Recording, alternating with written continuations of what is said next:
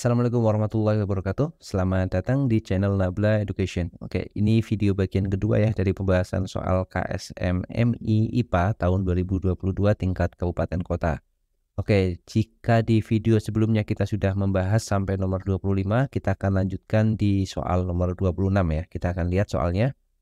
Andi sedang memikul beban pada bahunya seperti terlihat pada gambar. Semula bahu Andi berada di tengah-tengah tongkat sistem benda tersebut dan ternyata tidak seimbang karena beban A lebih berat daripada beban B.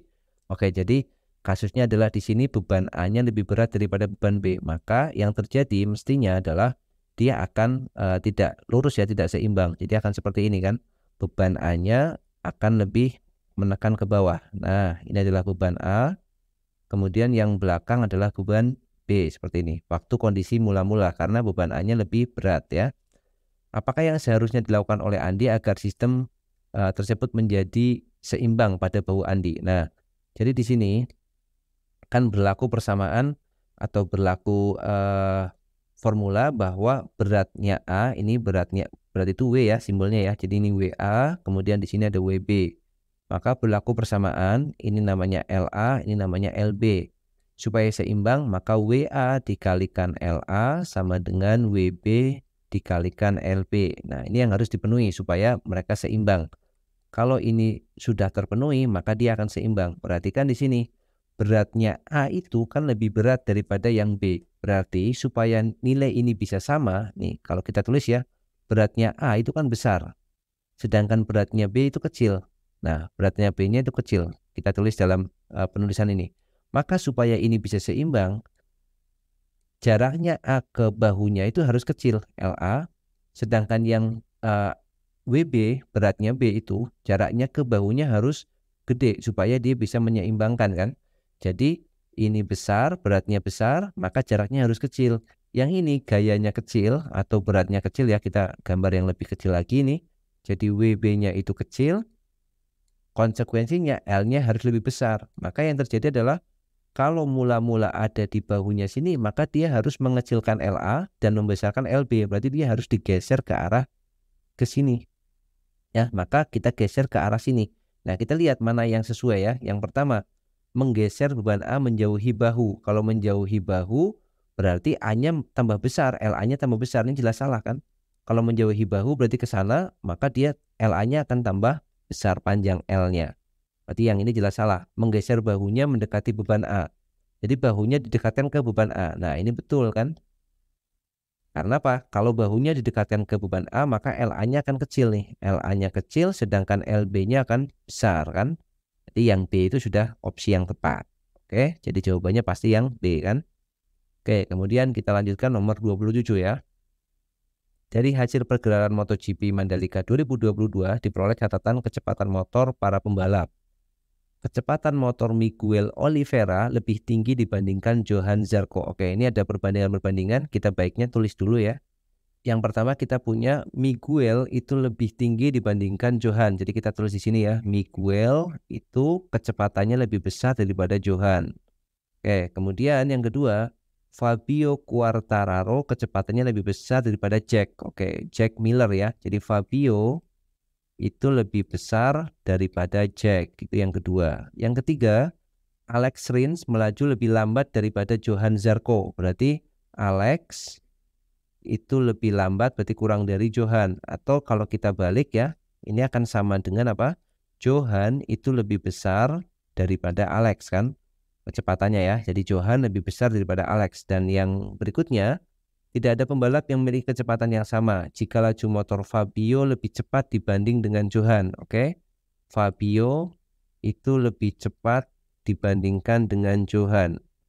Maka pernyataan yang benar. Oke, kita harus mencari pernyataan yang benar. Kita harus cek satu-satu dulu. Yang pertama ini yang ada Fabio-nya dulu kita cek ya. Jadi Fabio itu lebih besar daripada Jack. Di sini Fabio lebih besar daripada Johan.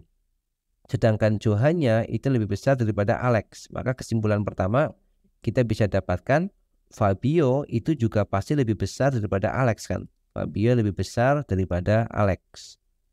Kenapa? Karena Fabio lebih besar Johan, sedangkan Johannya lebih besar Alex. Berarti Fabio lebih besar Alex. Oke, berikutnya Atau kita baca dulu pernyataannya ya. Pernyataannya kita baca dulu supaya kita bisa melihat mana yang langsung bisa dipakai. Yang A dulu. Jack Miller melaju lebih cepat daripada Johan. Jack melaju lebih cepat daripada Johan. Kita lihat ini Jack ada di sini, Johan ada di sini ya. Hubungannya sama Miguel dan Fabio. Antara Miguel dan Fabio kita tidak punya hubungan, maka oke, sementara kita tinggal dulu. Kita nggak tahu ini ya. Yang B. Alex melaju lebih cepat daripada Jack. Alex melaju lebih cepat daripada Jack ya. Alex itu kurang dari Johan. Sedangkan Fabio lebih besar daripada Johan. Fabio lebih besar daripada Alex. Nah, maka bagaimana Alex dan Jack ini juga belum ada hubungannya. Maka kita belum bisa tentukan ini. Kita belum bisa tentukan. Karena kita tidak tahu bagaimana Miguel dan Fabio itu mana yang lebih besar, mana yang lebih kecil ya. Yang C. Fabio melaju lebih cepat daripada Alex. Fabio melaju lebih cepat daripada Alex. Nah, sudah. Ini yang sudah pasti ada kan.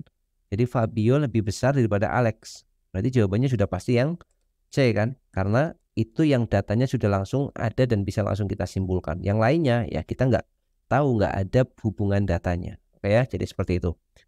Oke, kita lanjutkan nomor 28. Setiap hari Amin berangkat menuju madrasah menggunakan sepeda yang berjarak 1,5 km dari rumahnya. Jika kecepatan rata-rata selama perjalanan adalah 4,5 km per jam, maka waktu yang diperlukan Amin pulang pergi selama 1 minggu apabila ia masuk madrasah hari Senin sampai Sabtu dengan asumsi selama perjalanan ia tidak mampir atau berhenti adalah titik-titik. Oke, jadi di sini jarak sepedanya itu 1,5 km jarak madrasahnya ya. Kemudian kecepatan rata-ratanya selama perjalanan itu 4,5 km per jam. Nah, itu sekali perjalanan kan. Jadi 1,5 kecepatan rata-ratanya 4,5. Jadi untuk satu hari maka dia butuh waktunya berapa? Waktunya itu sama dengan yang kita hitung yang berangkat dulu. Ya, yang berangkat berarti dia akan butuh waktu. Kita gunakan rumus GLB ya. Jarak sama dengan kecepatan dikalikan dengan waktu. Berarti S sama dengan V kali T. Atau waktu itu sama dengan S dibagi dengan V.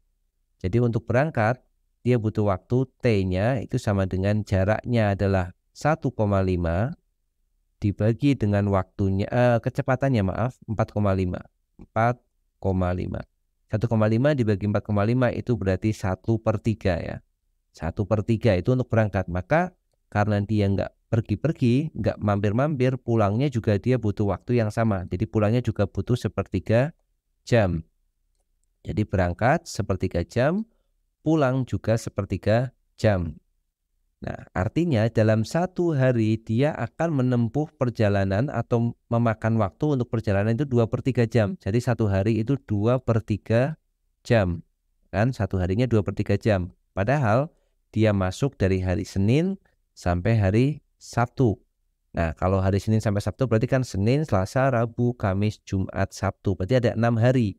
Kalau satu hari 2/3 jam, maka kalau 6 hari itu berarti 6 dikali 2/3 kan sama dengan 12 dibagi 3, 4 jam ya. Jadi Amin itu setiap minggu dari Senin sampai Sabtu dia melakukan perjalanan selama 4 jam. Oke, itu untuk nomor 28. Ya, kita bahas sampai nomor 28 dulu pada video kali ini. Nanti kita akan melanjutkan lagi di soal-soal yang lainnya di video-video berikutnya ya. Terima kasih yang sudah menyaksikan sampai selesai. Semoga bermanfaat videonya. Kita jumpa lagi di video selanjutnya. Assalamualaikum warahmatullahi wabarakatuh.